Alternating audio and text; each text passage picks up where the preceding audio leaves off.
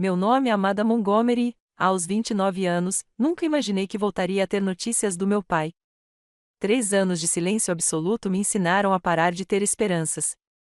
Então, na última terça-feira, apareceu um envelope com sua letra familiar.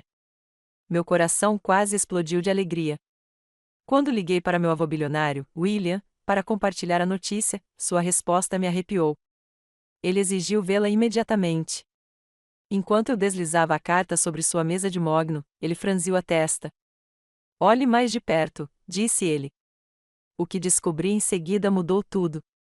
Antes de contar o que aconteceu em seguida, deixe-me saber de onde você está assistindo nos comentários e clique no botão de inscrição se você já recebeu uma notícia inesperada que mudou sua vida.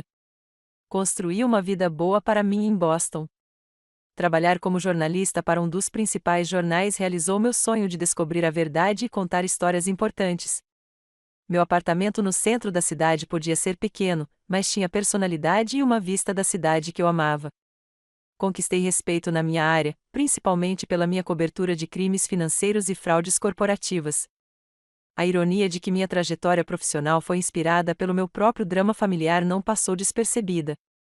Meu avô, William Montgomery, me criou desde os 12 anos.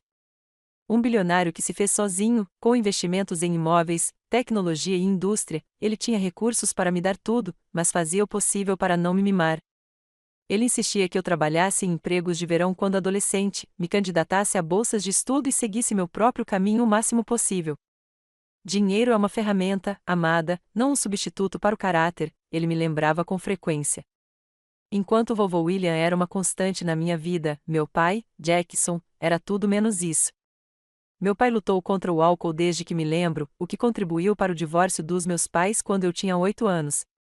Minha mãe faleceu de câncer quando eu tinha 12 anos, deixando-me aos cuidados do meu avô.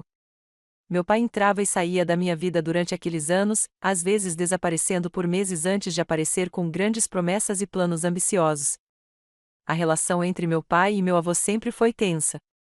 O pai se ressentia da riqueza e do sucesso do avô, alegando que lançavam uma sombra da qual ele jamais conseguiria escapar.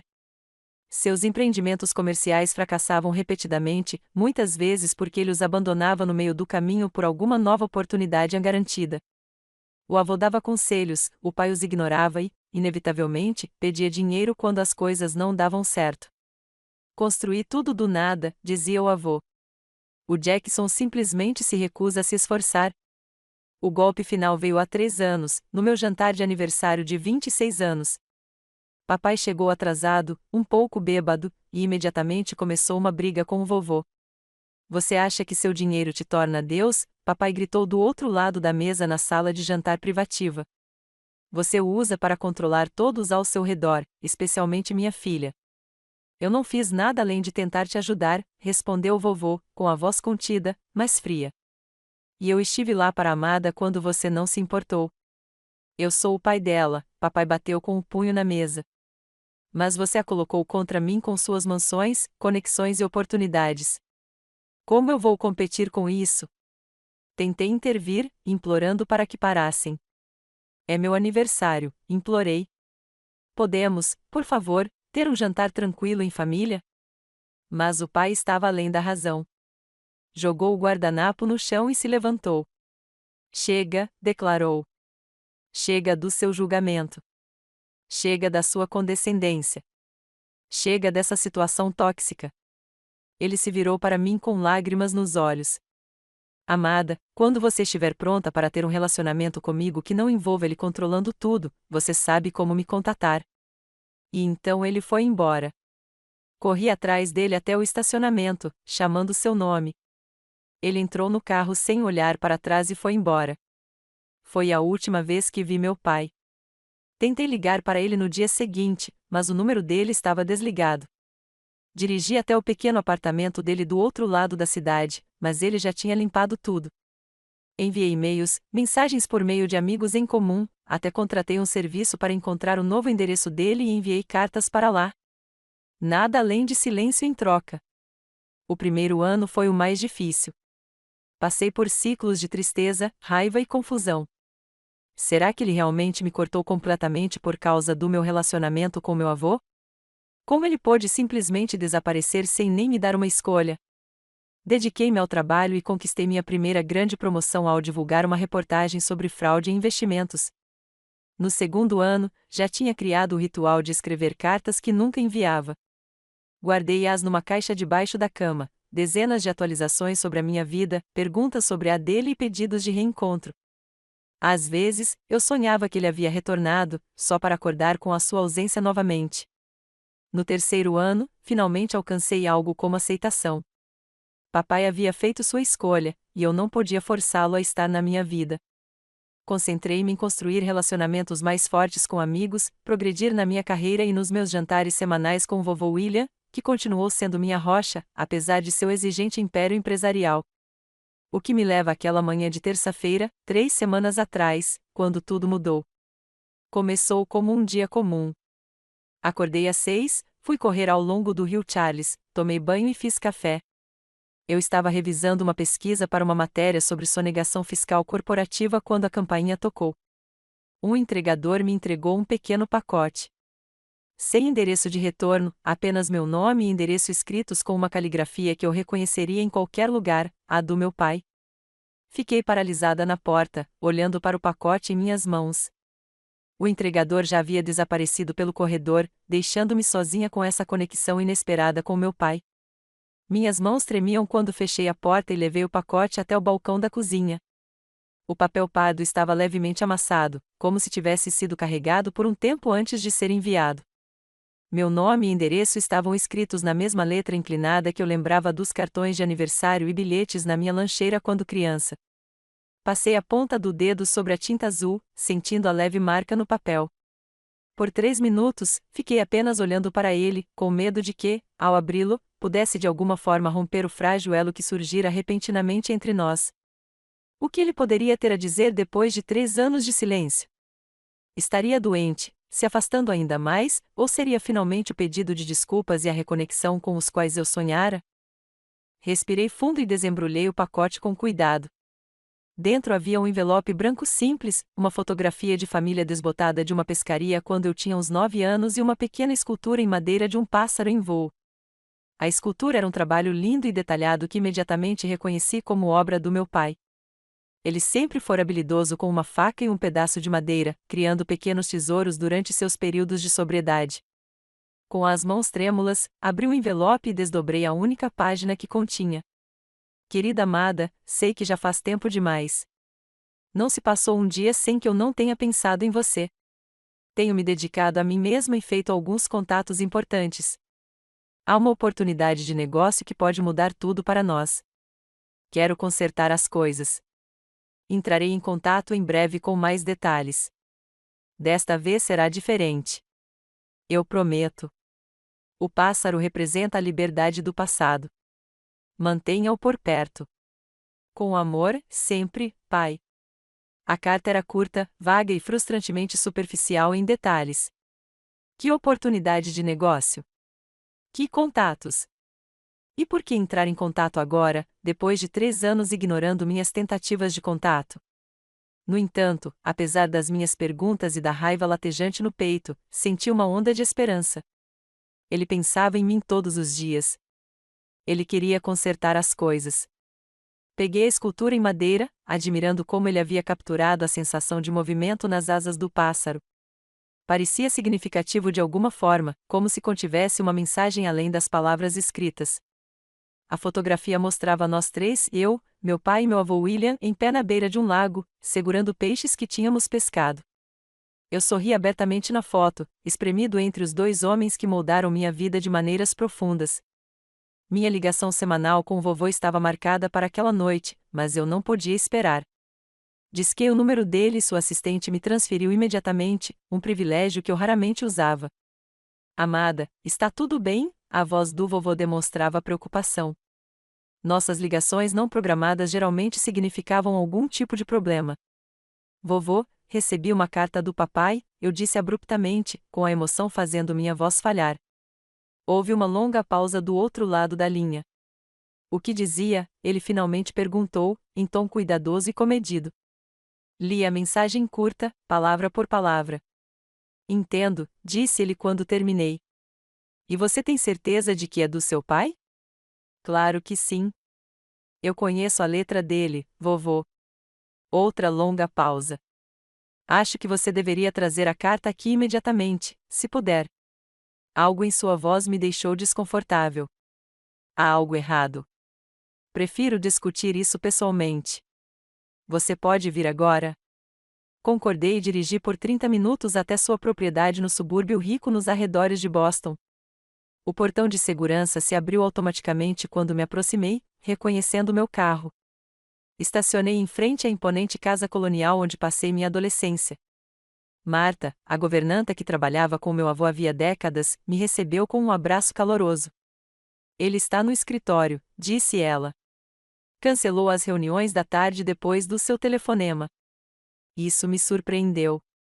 O vovô William raramente remarcava negócios por questões pessoais. Encontrei-o parado perto da janela, olhando para os jardins bem cuidados. Aos 72 anos, ele ainda era alto e imponente, com os cabelos grisalhos impecavelmente aparados e o traje casual ainda conseguindo parecer sofisticado. Ele se virou quando entrei, e vi a preocupação estampada nas rugas ao redor dos seus olhos. Deixe-me ver, disse-lhe sem rodeios. Entreguei-lhe a carta, a foto e a escultura em madeira. Ele examinou cada item cuidadosamente, com uma expressão cada vez mais preocupada. O que foi? Perguntei, com a ansiedade crescendo no peito. Você está me assustando, vovô. Ele pegou a carta novamente e me entregou. Olhe mais atentamente para a letra, amada. Olhe mesmo. Observei a inclinação familiar das letras, a curvatura dos L e E.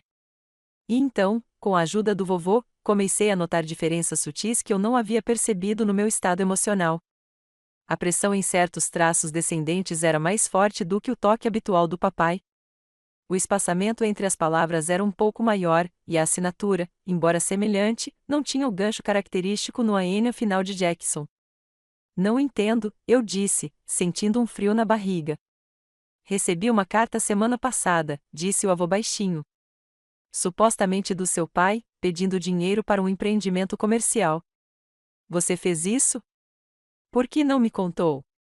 Porque eu não tinha certeza se era genuíno e não queria te chatear desnecessariamente. Ele abriu uma gaveta da mesa e tirou um envelope. Compare-os. A segunda carta tinha um tom semelhante, mas era mais específica sobre a suposta oportunidade de negócio, um empreendimento imobiliário que precisava de investimento inicial. Solicitava que o vovô William transferisse $200.000 para uma conta específica como primeiro passo. Olhando as duas cartas lado a lado, as discrepâncias na caligrafia ficaram ainda mais óbvias. Eram boas imitações, mas definitivamente não eram a caligrafia autêntica do meu pai. Alguém está fingindo ser o papai, sussurrei, sentindo-me enjoada. Mas quem faria isso e por quê? É isso que precisamos descobrir, disse o vovô, sério. Alguém está claramente tentando usar a identidade do seu pai para nos extorquir dinheiro. A questão é, onde está seu verdadeiro pai? E ele sabe disso. Minha mente fervilhava de possibilidades horríveis. Seria apenas uma brincadeira cruel ou algo mais sinistro estava acontecendo? E se aquelas cartas não fossem realmente do meu pai, então onde ele estava? Estaria seguro? Os 3 anos de silêncio de repente assumiram um significado muito mais sombrio. Achei que ele só fosse bravo e teimoso, eu disse, com a voz embargada. E se alguma coisa acontecesse com ele? O avô pôs a mão no meu ombro. Não vamos tirar conclusões precipitadas. Primeiro, precisamos verificar o paradeiro do seu pai e se ele sabe dessas cartas. Assenti, tentando organizar meus pensamentos. Como fazemos isso? Conheço alguém que pode nos ajudar, respondeu o avô. Um investigador particular que contratei para assuntos comerciais. Muito discreto, muito meticuloso. Vou ligar para ele agora mesmo. Enquanto o vovô fazia a ligação, sentei-me pesadamente em uma de suas poltronas de couro, olhando fixamente para a carta falsa e para o pássaro esculpido em madeira. Se não era do meu pai, quem esculpiu o pássaro? Teria sido comprado em algum lugar? E a fotografia? Era definitivamente genuína, uma cópia de uma que outrora estivera pendurada no apartamento do meu pai. Quem quer que estivesse por trás disso sabia detalhes sobre a nossa família. Tinha acesso a itens pessoais, ou pelo menos a imagens deles. Não se tratava de um golpe aleatório. Era direcionado, pessoal e, de repente, muito assustador. Thomas Keller chegou à propriedade em menos de uma hora. O investigador particular não era o que eu esperava. Em vez do detetive durão dos romances, ele era um homem de fala mansa, na casa dos 50 anos, com olhos gentis por trás de óculos sem aro e um jeito metódico de falar. Ele ouviu atentamente enquanto explicávamos a situação, tomando notas detalhadas e examinando as duas cartas sem tocá-las. A primeira coisa que precisamos fazer é verificar o paradeiro atual do Sr. Jackson Montgomery, disse ele, erguendo os olhos do caderno. Quando foi a última vez que você teve confirmação da localização dele? Expliquei sobre o desaparecimento dele há 3 anos e minhas tentativas frustradas de contatá-lo. Consegui encontrar um endereço para ele há cerca de 2 anos, acrescentei. Em Durango, Colorado. Enviei cartas para lá, mas nunca obtive resposta. Keller assentiu. Isso nos dá um ponto de partida. Vou precisar de uma fotografia recente de qualquer informação que você tenha sobre os hábitos dele, amigos, histórico profissional, qualquer coisa que possa ajudar a rastrear seus movimentos. O avô entregou-lhe um arquivo que aparentemente havia preparado com antecedência. Contém o número do seguro social de Jackson, data de nascimento, últimos endereços conhecidos e fotos da última vez que o vimos. Fiquei surpreso com a eficiência do meu avô, mas não fiquei realmente surpreso. A preparação era algo natural para ele. Mais uma coisa, disse Keller. Existe algum motivo para alguém mirar especificamente na sua família para um golpe além da óbvia motivação financeira, dada a riqueza do Sr. Montgomery? O vovô e eu trocamos olhares. Já fiz minha cota de rivais nos negócios ao longo das décadas, admitiu o vovô, e já houve ameaças antes, mas nada recentemente. Meu trabalho envolve investigar crimes financeiros, acrescentei. Já escrevi reportagens sobre diversas grandes corporações e indivíduos. É possível que isso esteja relacionado ao meu trabalho. Keller anotou nossas sugestões. Vou analisar todos os ângulos. Por enquanto, se receber mais alguma comunicação supostamente de Jackson, não responda, mas entre em contato comigo imediatamente. Os 2 dias seguintes se arrastaram. Tentei me concentrar no trabalho, mas me vi olhando para o celular, pulando a cada notificação de e-mail. Deixei o pássaro de madeira na minha mesa, virando-o sem parar nas mãos, procurando qualquer pista que pudesse conter. Keller ligou no 3º dia. Confirmei que o endereço em Durango era de fato onde seu pai morava até recentemente, relatou. No entanto, segundo vizinhos, ele se mudou há aproximadamente 3 semanas. Eles disseram para onde ele foi? Perguntei ansiosamente. Não há um destino específico, mas vários vizinhos mencionaram que ele saiu com um sócio, um homem mais velho, de óculos e barba. Pareciam estar com pressa. Esse homem tinha um nome? Os vizinhos o conheciam apenas como Phil ou Phillips. Disseram que ele visitava seu pai com frequência nas semanas anteriores à partida deles. Contei essa informação ao vovô quando nos encontramos para jantar naquela noite. Phillips, ele repetiu, franzindo a testa. Esse nome não me lembra nada de Jackson. O Keller está verificando se o papai deixou um endereço para encaminhamento ou se a correspondência dele está retida em algum lugar, eu disse, empurrando meu salmão quase intocado pelo prato. Ele também está verificando os extratos bancários e as atividades telefônicas do papai. Ótimo, assentiu o vovô. Precisamos saber se ele está envolvido nesse esquema ou é vítima dele. Você acha que o papai pode estar por trás das cartas falsas? Perguntei, magoada com a sugestão. O avô suspirou. Não quero acreditar, amada, mas não podemos ignorar essa possibilidade. Seu pai já pediu dinheiro sob falsos pretextos antes. Não assim, insisti. Ele não falsificaria cartas e usaria fotos antigas de família para me manipular. Antes que meu avô pudesse responder, meu telefone tocou. Era o Keller novamente. Encontrei algo interessante nos registros financeiros do seu pai, disse-lhe sem preâmbulos. Nos últimos 2 anos, sua atividade bancária tem sido mínima e previsível, pequenos depósitos de uma carpintaria que ele aparentemente abriu em Durango, saques regulares para aluguel e contas de serviços públicos.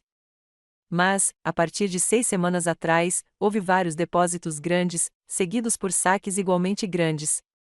Quão grande? Entrada de $50.000, saída de $50.000 em poucos dias. Esse padrão se repetiu 3 vezes. Isso parece lavagem de dinheiro, eu disse, com meus instintos jornalísticos aflorando.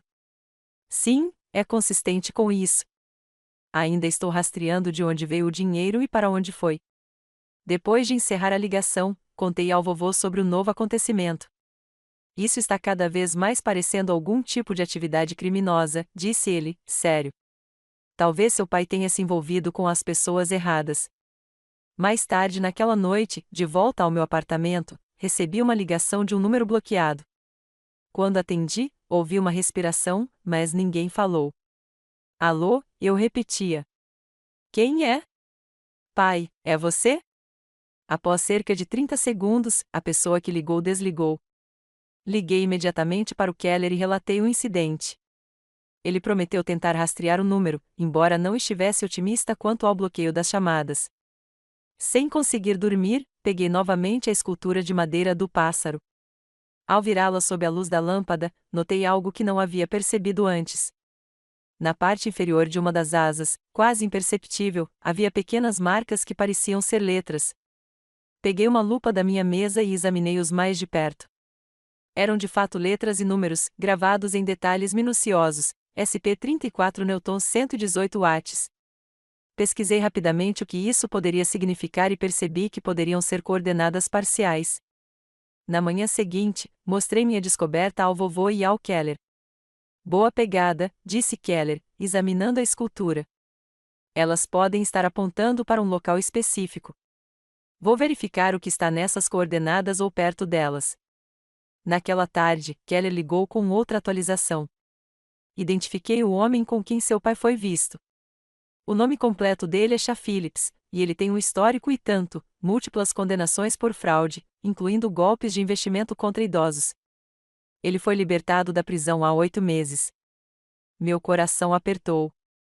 Isso não parecia bom para o meu pai. Ele é conhecido por crimes violentos? Perguntei, temendo a resposta. Não diretamente, mas ele se associou a pessoas que o são. O preocupante é que uma de suas táticas conhecidas é encontrar pessoas vulneráveis com conexões com a riqueza, fazer amizade com elas e usá-las para alcançar seus contatos ricos. Você acha que ele está usando meu pai para chegar ao meu avô? Perguntei, enquanto as peças se encaixavam. É uma grande possibilidade. A questão é se seu pai participa voluntariamente ou está sendo coagido. Meu avô estava convencido de que era a primeira opção, mas eu não conseguia aceitar. O pai que eu conhecia tinha defeitos, certamente, mas jamais participaria de algo assim. Apesar de todos os nossos problemas, ele não me usaria dessa forma. Precisamos considerar que seu pai pode estar em perigo, disse Keller durante nosso próximo encontro na casa do vovô. Se ele inicialmente concordou em participar de um golpe, mas depois mudou de ideia, essas pessoas podem estar forçando-o a concordar. Então precisamos encontrá-lo, insisti. Antes que algo pior aconteça. Keller assentiu. Eu tracei as coordenadas a partir da escultura do pássaro. Elas apontam para uma área perto de Glenwood Springs, Colorado. Não há muita coisa lá, exceto uma antiga mina e algumas cabanas de férias. Ele poderia ser mantido lá? Perguntei. Possivelmente. Estou trabalhando com um contato no Colorado para verificar discretamente. Não queremos alertar ninguém se seu pai estiver de fato sendo mantido preso contra a vontade. Enquanto discutíamos os próximos passos, o sistema de segurança do vovô nos alertou sobre uma entrega no portão. Outro pacote havia chegado, desta vez endereçado ao vovô. Dentro havia outra carta, supostamente do meu pai, agora pedindo explicitamente $2 milhões para uma oportunidade de investimento garantida em que compensaria todo o tempo perdido e reconstruiria nossa família. Ela instruía o vovô a transferir o dinheiro para uma conta no exterior em 3 dias. Isso está ficando sério, disse o avô, com um rosto sério. Acho que precisamos chamar a polícia. Keller levantou a mão em tom de cautela. Deixe-me rastrear a origem deste pacote primeiro. Se seu filho estiver preso em algum lugar, uma investigação policial pode assustar seus captores. Usando seus contatos, Keller descobriu que o pacote havia sido enviado de uma loja de entregas no centro de Boston. Imagens de segurança da loja mostraram um jovem de boné de beisebol entregando o pacote. Ele não correspondia à descrição de Shah Phillips. Um mensageiro contratado, provavelmente, supôs Keller. Mas isso nos diz algo importante. Quem quer que esteja por trás disso está operando, pelo menos em parte, de Boston, não apenas do Colorado. Mais tarde naquele dia, Keller ligou com uma revelação inesperada. Encontrei o laptop do seu pai, anunciou. Estava em um depósito anexo ao antigo apartamento dele em Durango. O gerente o guardou quando seu pai saiu sem avisar. O que tem nele? Perguntei ansiosamente. É protegido por senha, mas meu especialista em tecnologia está trabalhando nisso. Se conseguirmos acessá-lo, poderemos descobrir no que seu pai estava envolvido antes de desaparecer. Na manhã seguinte, Keller chegou ao meu apartamento com um laptop e sua especialista em tecnologia, uma jovem chamada Riley, que fez milagres com o computador. Em 1 hora, ela havia burlado a proteção por senha. O que descobrimos chocou a todos nós. Meu pai estava compilando uma extensa pesquisa sobre uma empresa chamada NextGen Investments, documentando o que parecia ser uma sofisticada operação fraudulenta. Havia capturas de tela de transações, conversas telefônicas gravadas e um cronograma detalhado das atividades. Parece que ele estava construindo um caso, eu disse, folheando os arquivos. Como uma investigação. NextGen Investments, murmurou o avô. É uma das empresas de Arthur Blackwood. Arthur Blackwood? Perguntou Keller. Meu maior rival nos negócios nos últimos 20 anos, explicou o avô. Tivemos inúmeras batalhas judiciais sobre empreendimentos imobiliários e patentes de tecnologia. Buscas posteriores revelaram e-mails trocados entre meu pai e uma agente do FBI chamada Diana Foster. Nessas trocas, meu pai concordou em atuar como informante confidencial em uma investigação sobre a NextGen Investments e Arthur Blackwood. O último e-mail, datado pouco antes do meu pai desaparecer de Durango, era particularmente preocupante. Jackson, suas informações foram inestimáveis, mas temos motivos para acreditar que seu disfarce pode estar comprometido. Interrompa todo contato com os alvos imediatamente. Encontre-se no local designado B amanhã às 9 horas para a extração. Foster. Meu Deus, sussurrei. Papai estava trabalhando disfarçado para o FBI. E parece que o disfarce dele foi descoberto, acrescentou Keller, sério. Isso muda tudo. A revelação de que meu pai estava trabalhando para o FBI nos chocou a todos, especialmente meu avô. Por 3 anos, acreditamos que meu pai nos havia abandonado por raiva e ressentimento, quando, na verdade, ele talvez estivesse nos protegendo, mantendo distância. Precisamos entrar em contato com esse agente do FBI imediatamente, insisti, apontando para o endereço de e-mail de Diana Foster na tela. Keller assentiu. Entrarei em contato pelos canais adequados. Se seu pai foi de fato um informante confidencial, eles vão querer saber sobre essas cartas fraudulentas e a potencial ameaça a ele. Enquanto Keller trabalhava em suas conexões para contatar o agente Foster, eu me aprofundava no laptop do meu pai. Quanto mais eu descobria, mais impressionado ficava com a extensão da sua investigação. Ele havia documentado meticulosamente transações financeiras, sugerindo que a NextGen Investments estava operando um esquema Ponzi que havia fraudado investidores em milhões. E havia mais, evidências ligando Arthur Blackwood a contas no exterior, sonegação fiscal e até mesmo suborno de funcionários do governo. Papai era minucioso, murmurei, em parte para mim mesma. Esse é o tipo de recibo que jornalistas sonham em encontrar. Mas a descoberta mais chocante veio em uma pasta escondida rotulada simplesmente como família. Dentro dela, havia dezenas de documentos relacionados ao império empresarial do avô William, com foco específico nas conexões entre suas empresas e os interesses de Blackwood. Havia registros de transações, atas de reuniões e cópias de contratos de 15 anos atrás. Meu coração disparou quando abri um memorando de voz datado de pouco antes do desaparecimento do meu pai. Sua voz preencheu a sala, soando cansada, mas determinada. Diana, confirmei a conexão. A empresa de fachada que recebeu as propinas dos contratos municipais da NextGen remonta a William Montgomery Enterprises, por meio de 3 camadas de subsidiárias. Não acredito que William esteja diretamente envolvido. Isso tem as digitais de Blackwood por toda parte. Ele vem armando para o meu sogro há anos, fazendo parecer que William é cúmplice da fraude. Preciso avisá-lo, mas não posso arriscar contato até que tenhamos tudo protegido. As evidências estão nos arquivos criptografados que enviei ontem. A senha é o aniversário da amada, mês, dia, ano, sem espaços. Recostei-me, atordoado. Papai não estava apenas investigando Blackwood. Ele descobrira que Blackwood estava tentando implicar meu avô em suas atividades ilegais. Ele estava trabalhando para proteger nossa família o tempo todo. Virei-me para o vovô, que ouvia a gravação por cima do meu ombro.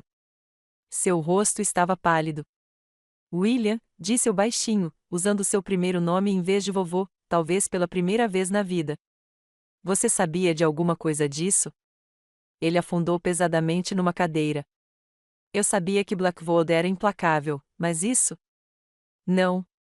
Eu não fazia ideia de que ele estava tentando me enganar. Ele olhou para mim, com os olhos preocupados. Jackson estava tentando me proteger, e eu passei 3 anos pensando o pior dele. Antes que pudéssemos processar melhor a informação, Keller retornou com novidades. Entrei em contato com a agente Foster. Ela está a caminho, junto com a equipe dela. Eles estão procurando por Jackson há semanas. A agente Foster chegou em menos de 1 hora, uma mulher séria, com olhar aguçado e maneiras ágeis. Ela confirmou o que tínhamos juntado. Meu pai havia se tornado informante do FBI após descobrir acidentalmente a fraude da NextGen enquanto fazia um trabalho de carpintaria em seus escritórios no Colorado. Ao perceber a conexão com Blackwood e a potencial ameaça ao vovô, ele investigou mais a fundo, tornando-se um elemento-chave na investigação. Tínhamos um plano de resgate em andamento quando ele nos avisou que seu disfarce havia sido descoberto, explicou Foster. Mas ele nunca chegou ao ponto de encontro. Estamos procurando por ele desde então, temendo o pior. E você nunca pensou em entrar em contato com a família dele? Perguntei com raiva. Não tivemos nenhuma confirmação de crime, e Jackson foi explícito sobre manter a família dele, especialmente você, fora disso, ela respondeu calmamente. Ele acreditava que te envolver colocaria em risco. Com base nessas cartas fraudulentas, parece que ele estava certo em se preocupar. Enquanto Foster explicava isso, outro pacote chegou ao meu apartamento. Continha um pendrive e um bilhete, $2 milhões. Instruções no pendrive. 3 dias ou Jackson Montgomery morre. O FBI imediatamente tomou posse do disco, analisando-o em sua unidade de tecnologia móvel. Continha um vídeo que me fez gelar o sangue. Meu pai, magro e exausto, lia uma declaração exigindo que o avô pagasse o dinheiro. Embora não apresentasse ferimentos visíveis, o medo em seus olhos era inconfundível. Eles estão presos em algum lugar de Boston, concluiu Foster após analisar o vídeo. O ruído de fundo sugere uma área industrial perto da água. Estamos trabalhando para identificar o local específico. E o dinheiro? Perguntou o avô. Eu pago imediatamente se isso trouxer para casa em segurança. Foster balançou a cabeça. Desaconselhamos veementemente isso. Uma vez que tenham o dinheiro, não terão incentivo para manter Jackson vivo. Precisamos localizá-lo primeiro. E se você não puder, desafiei. Se 3 dias se passarem e não encontrarmos nada, discutiremos planos de contingência, disse ela com firmeza. Mas minha equipe é boa no que faz. E agora que sabemos que Blackwood provavelmente está por trás disso, temos mais pistas para explorar. O FBI montou operações de vigilância tanto no meu apartamento quanto na propriedade do meu avô, caso os sequestradores fizessem contato novamente. Agentes também foram mobilizados para monitorar os conhecidos associados de Blackwood na área de Boston. Naquela noite, enquanto eu tentava dormir sem sucesso, meu telefone tocou com um número desconhecido. Atendi imediatamente, com um agente do FBI escutando em outra linha. Amada Montgomery? Perguntou uma voz distorcida. Sim, respondi, tentando manter a voz firme. Sabemos que o FBI está envolvido agora. Isso muda os termos. $5 milhões, não 2. E você fará a entrega pessoalmente, sozinho, ou seu pai morre? Preciso de provas de que ele ainda está vivo, exigi. Houve uma pausa. Então a voz do meu pai surgiu na linha.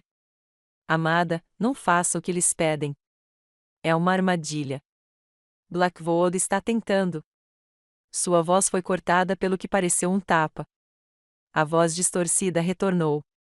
Amanhã, ao meio-dia, as instruções virão. Venha sozinho ou ele morre. A ligação terminou abruptamente. O agente do FBI imediatamente começou a rastreá-la enquanto eu permanecia sentado, tremendo, com o aviso do meu pai ecoando em meus ouvidos. Ele mencionou Blackwood pelo nome, contei a Foster quando ela chegou minutos depois. Eles saberão que ele os expôs. O que torna isso ainda mais perigoso, ela concordou. Eles têm menos motivos para mantê-lo vivo agora que ele identificou seu captor para você. Então, qual é o plano? Perguntei. Não vou ficar aqui sentado sem fazer nada. Foster me olhou pensativo. Precisamos ir mais rápido do que eles esperam. Acho que é hora de levar a luta diretamente para Blackwood. Ao amanhecer, o FBI obteve mandados de busca nos escritórios e na casa de Blackwood em Boston. O que encontraram em sua mansão à beira-mar foi contundente, registros financeiros confirmando tudo o que meu pai havia descoberto, além de evidências que o ligavam a Chá Phillips e as cartas fraudulentas. Mas não havia sinal do meu pai. Ao se aproximar o meio-dia, recebi uma mensagem com o endereço em South Boston e instruções para levar o comprovante da transferência bancária para uma conta offshore. É um prédio comercial abandonado perto do porto, disse Foster, mostrando-me imagens de satélite. Já temos uma equipe posicionada. Vamos instalar o som e o vídeo no prédio antes de vocês chegarem e colocar agentes espalhados pela área. Achei que você tivesse dito que não deveríamos pagar o resgate, objetou o avô. Não estamos, explicou Foster. Estamos criando uma confirmação de transferência falsa que passará pelo escrutínio inicial. É para ganhar tempo enquanto nossas outras equipes continuam vasculhando propriedades ligadas a Blackwood. Enquanto o FBI preparava a operação, Keller me puxou de lado.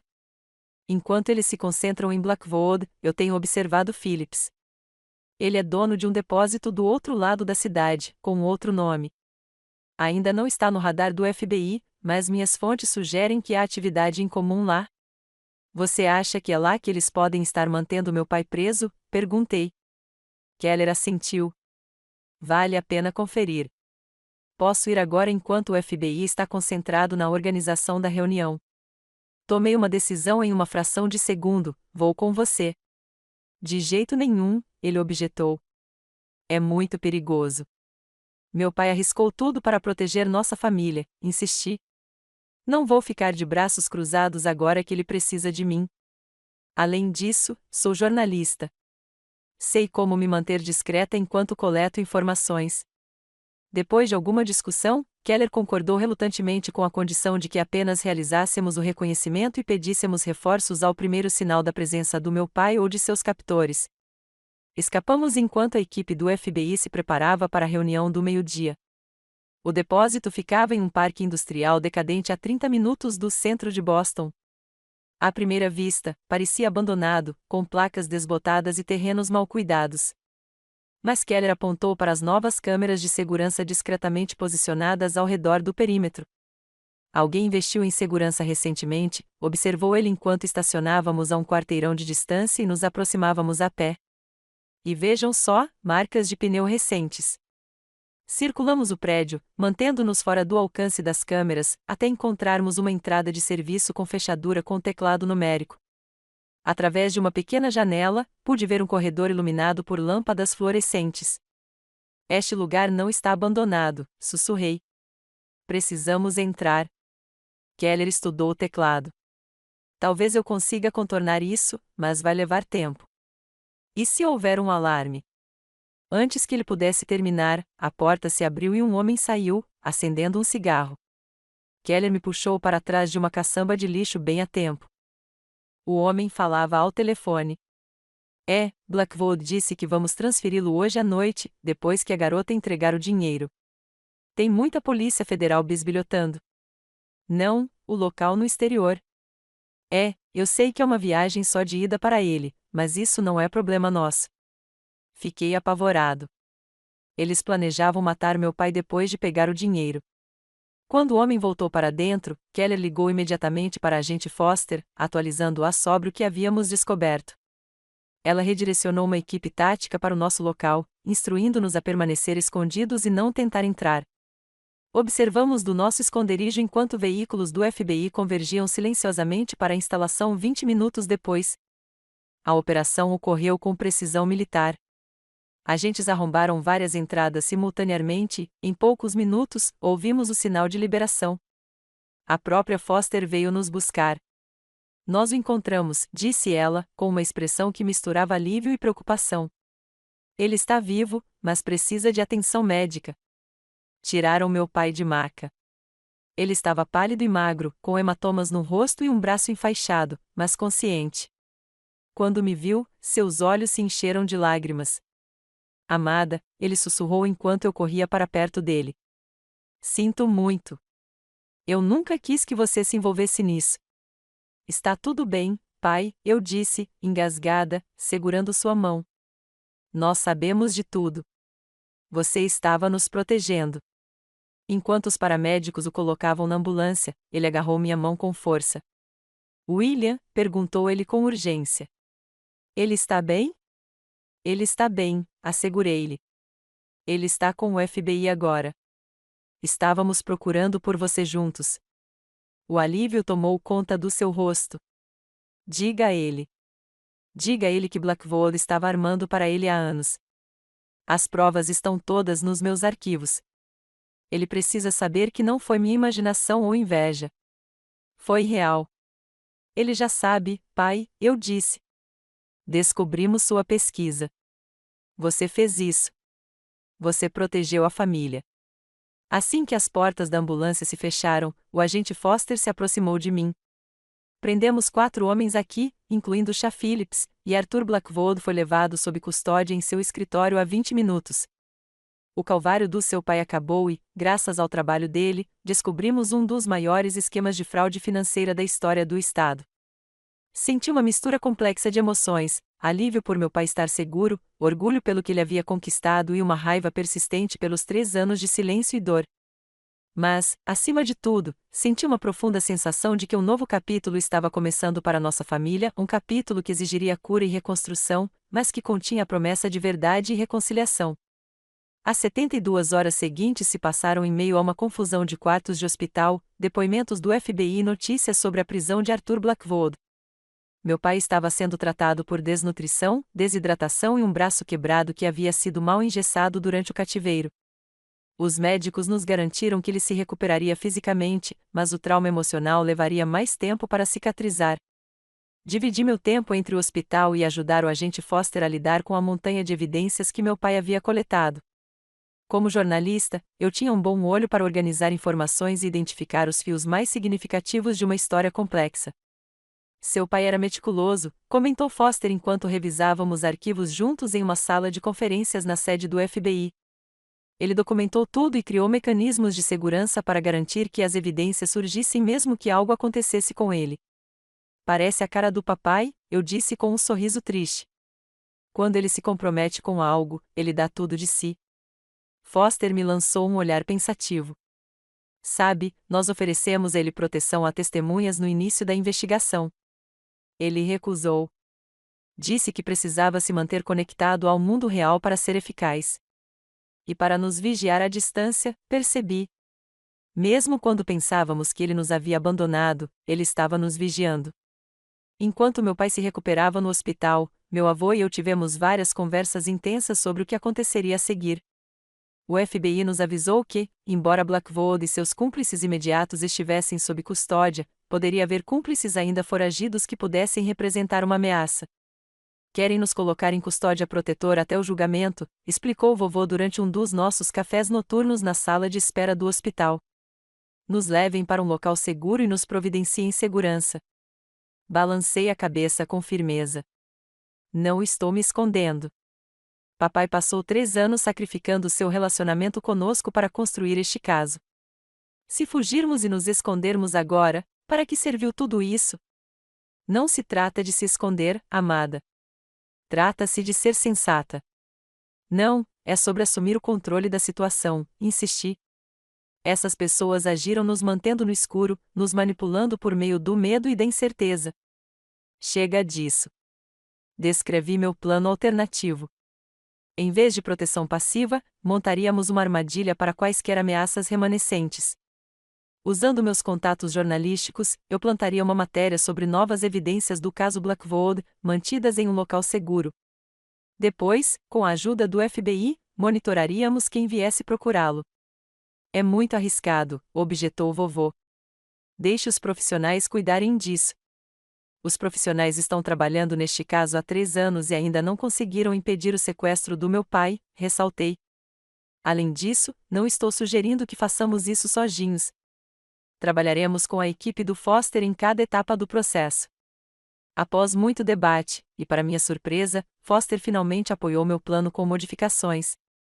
Ela reconheceu o valor de medidas proativas e apreciou que meus contatos na mídia pudessem criar uma história convincente que desmascararia quaisquer conspiradores remanescentes. Mas vocês seguirão nossos protocolos à risca, ela insistiu durante nossa reunião de planejamento. Nada de improvisação, nada de heroísmo jornalístico. Concordei, embora cruzasse os dedos mentalmente sobre a parte de não improvisar.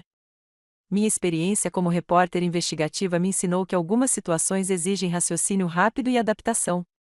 A matéria foi publicada na manhã de terça-feira, um artigo cuidadosamente elaborado por um colega, sugerindo que Jackson Montgomery havia obtido documentos de seguro que implicavam outras figuras de alto escalão no esquema de Blackwood. Os documentos teriam sido mantidos no escritório de um advogado enquanto Jackson aguardava sua recuperação total. Naquela tarde, a vigilância identificou 2 indivíduos suspeitos realizando reconhecimento no entorno do escritório de advocacia que mencionamos na reportagem. Um deles era um ex-executivo da NextGen que não havia sido implicado nas prisões iniciais. O outro era um segurança particular com ligações com Blackwood. Eles morderam a isca, confirmou Foster. Agora vamos esperar para ver o que farão. Não tivemos que esperar muito. Naquela noite, dispositivos de monitoramento instalados no escritório de advocacia registraram uma tentativa de arrombamento. Agentes do FBI prenderam os 2 homens que havíamos identificado, além de um terceiro cúmplice que havia servido como motorista. Sob interrogatório, o ex-executivo revelou que havia um plano de contingência caso Blackwood fosse preso. Uma segunda operação, comandada pelo sócio oculto de Blackwood, foi preparada para eliminar testemunhas e destruir provas, com meu pai no topo da lista de alvos, seguido pelo vovô e por mim. Quem é esse parceiro? Foster perguntou durante o interrogatório, que assisti por um circuito fechado de televisão. O homem balançou a cabeça. Não sei. Blackwood só se referia a ele como um investidor. Tudo o que sei é que ele tem conexões políticas significativas e muito a perder se a extensão total do esquema se tornar pública. Essa revelação tornou a situação ainda mais urgente. Se uma figura desconhecida e poderosa estivesse orquestrando as operações de limpeza, nenhum de nós estava seguro ainda. O pai recebeu alta do hospital no dia seguinte, ainda fraco, mas insistente em fazer parte da solução. Ele se mudou para a propriedade do avô, onde a segurança havia sido significativamente reforçada. Vê-los 2 juntos na mesma sala, tentando desajeitadamente reconstruir o relacionamento enquanto ambos se preocupavam com a nossa segurança, teria sido quase cômico em circunstâncias diferentes. Precisamos atrair esse investidor, disse papai durante uma sessão de estratégia no escritório do avô. Ele é a chave para acabar com isso de vez. Como você propõe que façamos isso? Perguntou o avô. Embora ainda reservado com o pai, ele havia desenvolvido um novo respeito pelo pensamento estratégico do filho durante a crise. Papai se virou para mim. Usaremos o plano original do Amada, só que mais amplo. Em vez de insinuar evidências, anunciaremos que darei uma entrevista coletiva em 3 dias para revelar tudo, incluindo a identidade do sócio oculto de Blackwood. Foster, que se juntara a nós na reunião, pareceu cético. Isso coloca um alvo enorme nas suas costas. Tenho um lá há 3 anos, respondeu papai, sério. Pelo menos desta vez, vou enfrentá-lo com a minha família e o FBI, não sozinho em alguma cabana no Colorado. Após horas de debate, refinamos o plano para algo agressivo e defensável. Papai de fato anunciaria uma coletiva de imprensa, mas seria realizada em uma instalação segura do FBI, com acesso restrito. Enquanto isso, eu usaria meus contatos na mídia para gerar o máximo de publicidade, na esperança de pressionar o investidor a agir antes do anúncio. O avô, apesar das reservas iniciais, provou ser inestimável na organização da operação. Seus contatos comerciais e recursos nos permitiram criar um perímetro de segurança convincente, ao mesmo tempo em que estabelecia múltiplas camadas de vigilância. Se alguém quiser chegar a Jackson antes da coletiva de imprensa, Terá que passar por esses postos de controle, explicou ele, apontando para um mapa da propriedade. Cada um nos dá uma nova oportunidade de identificá-lo. Por 2 dias, mantivemos a farsa, com meu pai dando breves declarações a repórteres selecionados sobre sua intenção de citar nomes e expor toda a rede. Escrevi um artigo complementar para meu jornal, cuidadosamente redigido para sugerir que meu pai havia documentado conexões entre a operação de Blackwood e várias figuras políticas importantes. Na véspera da coletiva de imprensa planejada, nossa operação deu resultado. Câmeras de segurança flagraram um SUV preto se aproximando da entrada de serviço da propriedade. Quando os guardas tentaram pará-lo, o veículo acelerou e atravessou o portão. 4 homens armados surgiram, dirigindo-se à casa principal. A equipe tática do FBI, escondida no terreno, reagiu imediatamente, capturando 2 dos intrusos no confronto inicial. Os outros 2 se barricaram na estufa. "Rendam-se agora", gritou Foster pelo megafone. "O prédio está cercado." Em vez de se render, um dos homens ligou para um número em seu celular. Momentos depois, interceptamos uma ligação para a estufa vinda de um telefone descartável localizado no centro de Boston. "O que está acontecendo?", perguntou uma voz. "Já acabou?" "Estamos encurralados", respondeu o intruso. 2 homens mortos, FBI em todos os lugares. "Precisamos de resgate."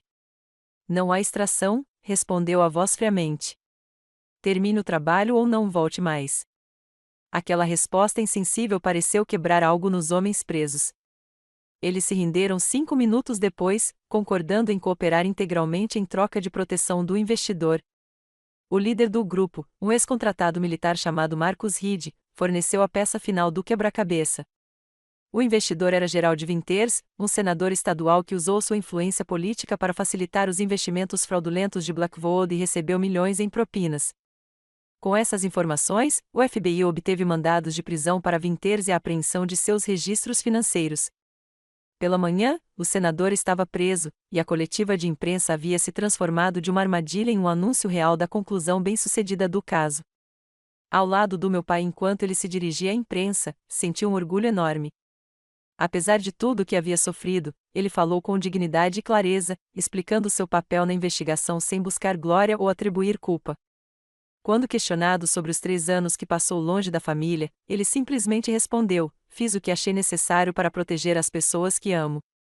O custo foi alto, mas eu pagaria novamente."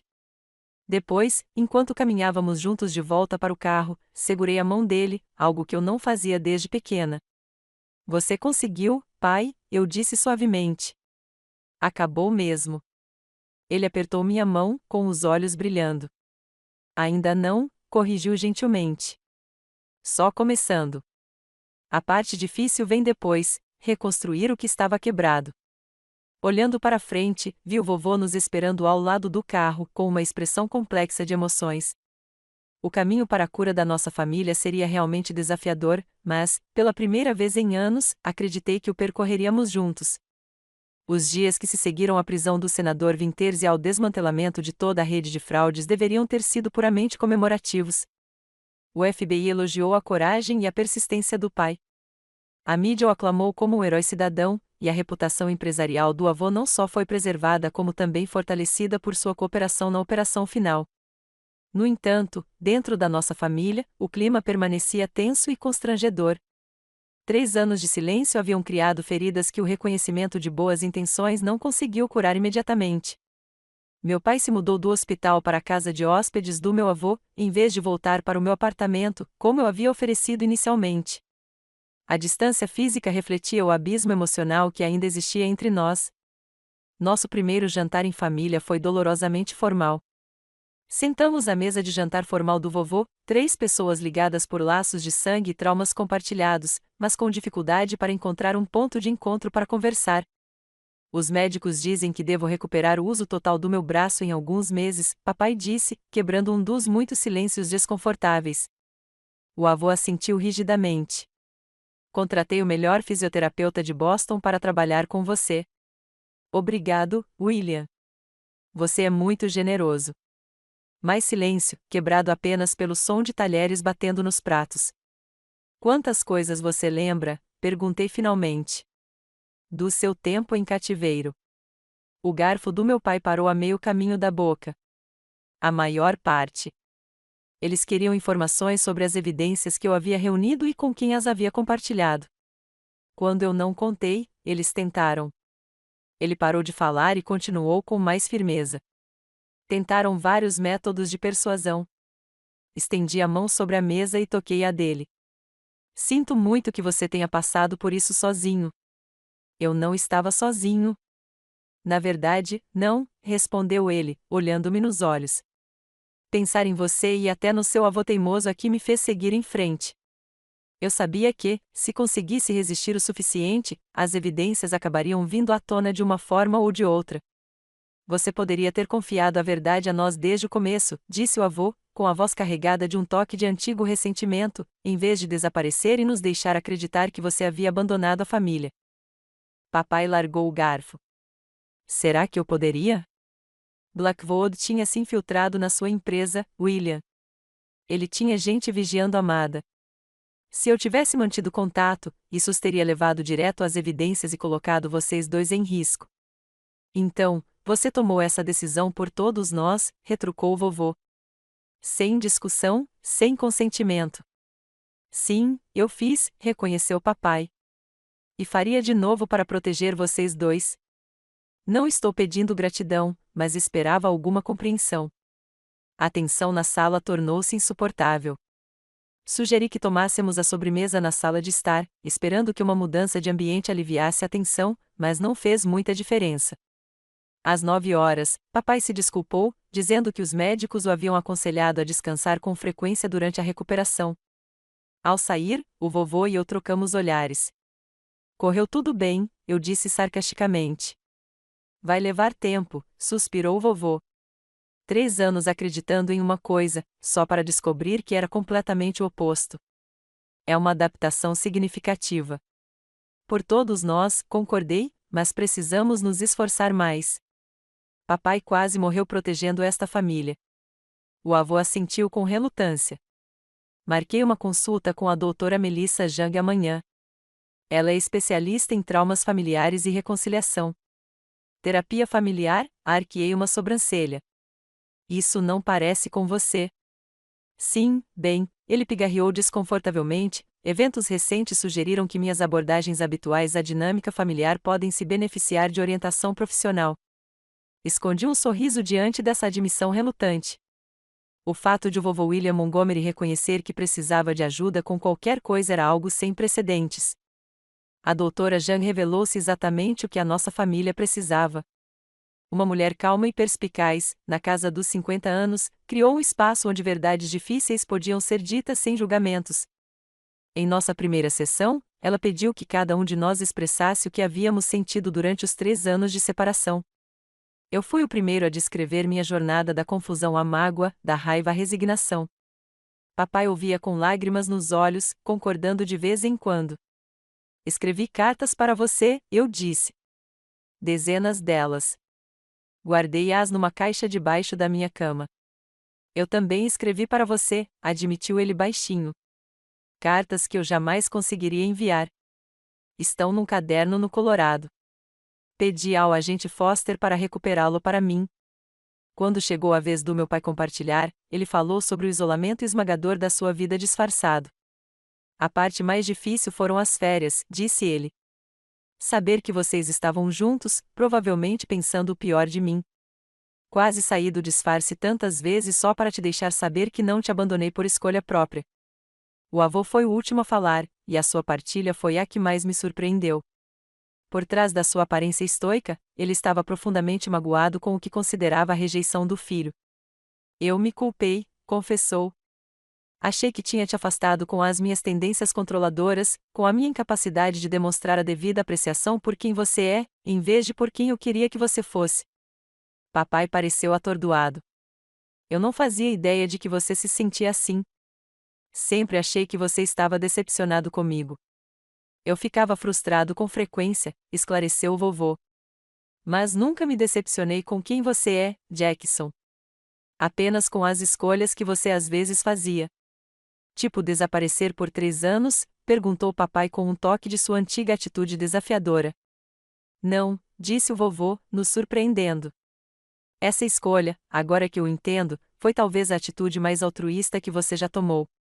Ainda estou bravo com a forma como foi feita, mas não posso culpar sua motivação. Aquela primeira sessão quebrou o gelo, mas o verdadeiro trabalho de reconciliação aconteceu nas semanas seguintes. Papai gradualmente revelou mais detalhes sobre sua investigação, como ele havia descoberto acidentalmente discrepâncias nas contas da NextGen ao instalar armários no escritório, como ele havia tentado inicialmente relatar o problema pelos canais adequados, mas se viu bloqueado a cada passo e, finalmente, como ele havia conectado tudo à vingança de Blackwood contra o vovô.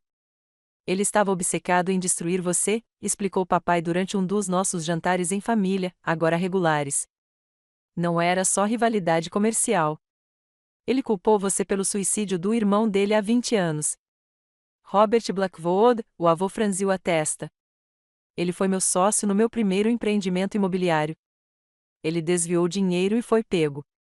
Eu não tive nada a ver com o que aconteceu depois.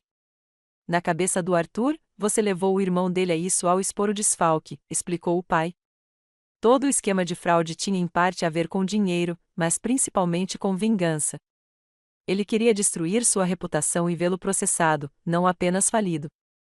Quando a força física do papai voltou, o vovô nos surpreendeu ao oferecer a ele uma posição de supervisão da Montgomery Family Foundation, o braço de caridade do seu império empresarial. Você provou que tem integridade e habilidades investigativas, disse o avô rispidamente. A fundação precisa de alguém que garanta que as doações cheguem onde devem e tenham um impacto real. Papai hesitou no início. Trabalhar juntos não tem sido exatamente uma boa ideia para nós no passado, William. Verdade, reconheceu o vovô. Mas talvez nós dois tenhamos aprendido algo com os acontecimentos recentes. Eu sei que aprendi. Papai prometeu considerar isso, o que por si só representou um enorme progresso no relacionamento deles. Nem todos os dias traziam cura. Ainda tínhamos discussões e desentendimentos. Na nossa primeira tentativa de celebrar o Dia de Ação de Graças juntos, papai e vovô caíram no velho hábito de brigar um com o outro durante o jantar, culminando com o papai saindo furioso antes mesmo da sobremesa ser servida. Encontrei-o sentado num banco no jardim do meu avô, olhando para as estrelas. Algumas coisas nunca mudam, disse eu, sentando-me ao lado dele. Algumas coisas não deveriam, respondeu ele. Seu avô ainda é o homem mais teimoso que já conheci. De onde será que eu tirei isso? Cutuquei seu ombro gentilmente. Você também não é lá muito flexível. Papai riu baixinho. Ponto justo. Ficamos sentados em um silêncio confortável por alguns minutos antes de eu reunir coragem para fazer a pergunta que estava me incomodando. Pai, por que você não encontrou um jeito de me avisar que estava bem? Nem que fosse só um sinal de que você não tinha nos abandonado de verdade. Ele ficou em silêncio por tanto tempo que pensei que não responderia. Finalmente, ele disse: esse foi o meu maior erro. Convenci-me de que qualquer contato era muito arriscado, que as pessoas que me observavam usariam para chegar até você. Mas, olhando para trás, acho que parte de mim estava com medo. Com medo de quê? Que você não acreditaria em mim. Que escolheria a interpretação do seu avô em vez da minha, ou pior, que insistiria em ajudar e se colocaria em perigo. Ele se virou para me olhar diretamente. Eu te subestimei, amada. Eu te via como minha garotinha que precisava de proteção, não como a mulher forte e capaz que você se tornou. Me desculpe por isso. Suas palavras despertaram algo em mim, um nó apertado de dor que eu não havia reconhecido completamente. Comecei a chorar, chorar de verdade, pela primeira vez desde que toda essa provação começou. Senti tanta sua falta, consegui dizer entre soluços. Achei que não tinha sido suficiente para você ficar. Papai me puxou para um abraço, suas próprias lágrimas caindo em meus cabelos. Você era tudo, amada. Você era a razão pela qual eu tinha que levar isso até o fim, não importava o custo. Eu só não imaginava o quão alto esse custo seria para nós dois. Quando finalmente voltamos para casa, o vovô estava esperando na cozinha, arrumando pratos de torta de abóbora desajeitadamente. Pensei que poderíamos recomeçar a sobremesa, sugeriu ele. Talvez com menos discussão sobre política desta vez. Papai deu um sorriso hesitante. Eu adoraria, William. Foi um pequeno momento, mas pareceu um ponto de virada, não uma solução mágica para todos os nossos problemas, mas uma vontade genuína de continuar tentando, apesar das dificuldades da nossa família. Não foi uma vitória pequena. 6 meses se passaram, trazendo-nos até hoje. O sol da primavera entra pelas janelas da propriedade do meu avô enquanto estou sentada no jardim, refletindo sobre como nossas vidas mudaram drasticamente desde que aquela carta chegou à minha porta no outono passado. O pai se recuperou totalmente fisicamente, embora às vezes ainda acorde com pesadelos que o fazem andar de um lado para o outro na casa de hóspedes até o amanhecer. Ele aceitou a oferta do avô para administrar a fundação da família Montgomery, trazendo um novo nível de transparência e propósito às suas operações. Sob sua liderança, a fundação lançou iniciativas de apoio à proteção de denunciantes e à educação financeira, causas profundamente pessoais para ele. Agora, nossos jantares semanais em família evoluíram de obrigações constrangedoras para encontros genuinamente agradáveis. Ontem à noite, ouvi o vovô rir de uma das piadas do papai, um som tão inesperado que papai e eu quase engasgamos com o vinho. Minha carreira floresceu de maneiras inesperadas. Com a permissão do meu pai, escrevi uma série de artigos sobre o caso de fraude Blackwood, alterando nomes e certos detalhes para proteger os procedimentos legais em andamento. A série ganhou um prestigioso prêmio de jornalismo e me levou a receber ofertas de emprego de publicações nacionais, embora eu tenha decidido ficar em Boston por enquanto. Minha família está aqui, finalmente unida novamente, e não estou pronto para criar outra separação. As consequências legais continuam a se desenrolar. Arthur Blackwood e o senador Winters aguardam julgamento, juntamente com uma dúzia de cúmplices. As provas reunidas pelo pai se mostraram inestimáveis para a acusação, embora ele tenha sentimentos contraditórios sobre testemunhar. Não quero ser definido por este caso para sempre, ele me disse recentemente. Em algum momento, todos nós precisamos seguir em frente. Seguir em frente significou estabelecer novos limites e padrões de comunicação em nossa família. Papai e vovô ainda discordam com frequência, mas aprenderam a expressar suas diferenças sem o velho padrão de papai explodindo e vovô ignorando. Eles encontraram um ponto em comum no compromisso mútuo de proteger nossa família e, surpreendentemente, em seus instintos empresariais. Apesar das diferentes abordagens, ambos têm um olhar atento para oportunidades e impacto. Para o meu pai, fazer as pazes tem sido uma prática diária, e não um único gesto grandioso. Ele aparece constantemente, liga quando diz que vai ligar e se coloca à disposição sempre que preciso. A escultura de pássaro em madeira que veio com aquela primeira carta falsa está na minha mesa agora, um lembrete de que mensagens e intenções podem ser falsificadas, mas as ações revelam a verdade ao longo do tempo. O avô também mudou. Seu contato com a ruína potencial e a revelação do sacrifício do filho suavizaram algumas de suas arestas mais duras. Ele ainda é exigente, às vezes, autoritário, mas está aprendendo a expressar gratidão com mais liberdade e a reconhecer quando os outros têm perspectivas válidas diferentes das suas. Quanto a mim, tive que reexaminar muitas das minhas suposições sobre os dois homens na minha vida. Eu havia retratado meu avô como o vilão controlador e meu pai como a vítima no drama familiar por tanto tempo que me adaptar a uma realidade mais complexa tem sido desafiador. Ambos os homens são falhos. Ambos cometeram erros graves e ambos demonstraram coragem e amor extraordinários, cada um à sua maneira. Esta tarde, meu pai está me ensinando a esculpir madeira na oficina de jardinagem. É algo que ele tentou me interessar quando eu era mais jovem, mas eu nunca tive paciência para isso. Agora, observando suas mãos moldando habilmente o bloco de cedro em uma forma delicada, aprecio o foco meditativo que ele exige. Você precisa sentir os veios da madeira, explica ele, guiando minhas mãos. Trabalhe com ela, não contra ela. Lutar contra a direção natural só leva a rachaduras e quebras. Não consigo deixar de ouvir a metáfora em suas palavras. Nossa família passou anos lutando contra a nossa natureza, lutando contra os laços que nos uniam, mesmo separados pelo silêncio e pela incompreensão. Acho que agora entendo por que você acha isso tão relaxante, digo a ele, raspando cuidadosamente um fino cacho de madeira da forma que emerge. Isso te força a estar presente, a prestar atenção ao que realmente está lá, em vez do que você acha que deveria estar.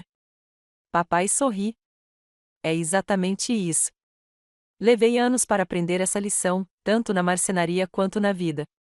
Mais tarde, enquanto mostrávamos ao vovô nossas criações, reconhecidamente amadoras, durante o jantar, percebi o quão precioso é esse momento comum, 3 pessoas que quase se perderam para sempre, agora compartilhando uma refeição e uma conversa sem o peso dos segredos entre nós.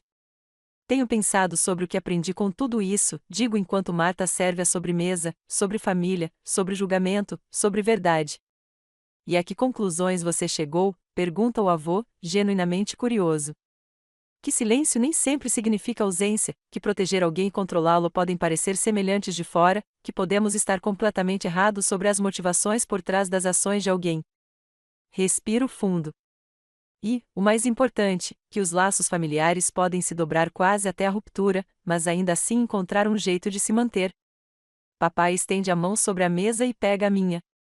Exatamente. Eu acrescentaria mais uma lição, se me permite. Por favor, faça isso, eu o encorajo. Às vezes, a pessoa mais difícil de perdoar não é aquela que te machucou, mas você mesmo, pelas maneiras como você pode ter contribuído para a dor. O avô assente lentamente. Em meus 73 anos, nunca ouvi uma afirmação mais verdadeira. Sentamo-nos juntos enquanto a luz do entardecer se esvai, 3 pessoas que percorreram um caminho difícil para encontrar o caminho de volta uma para outra. A jornada não acabou. A cura raramente segue um caminho linear, mas estamos caminhando juntos na direção certa. O pássaro de madeira está no centro da mesa, uma lembrança de onde esta jornada começou. Papai esculpiu mais 2 para combinar com ele, 3 pássaros em voo, uma família encontrando seu caminho com asas recém-curadas. Você já descobriu que uma situação que você entendeu completamente errado, na verdade, tinha uma explicação que você jamais poderia imaginar? Adoraria ouvir suas histórias nos comentários abaixo. E se essa história de família, perdão e descoberta da verdade ressoou com você, curta e inscreva-se para ver mais histórias sobre reconstruir o que antes parecia quebrado e irreparável. Lembre-se de que, às vezes, os silêncios mais longos contêm as palavras mais importantes, nunca ditas. Obrigada por ouvir minha história, e que você encontre cura em seus próprios relacionamentos familiares, sejam quais forem os desafios que eles possam enfrentar.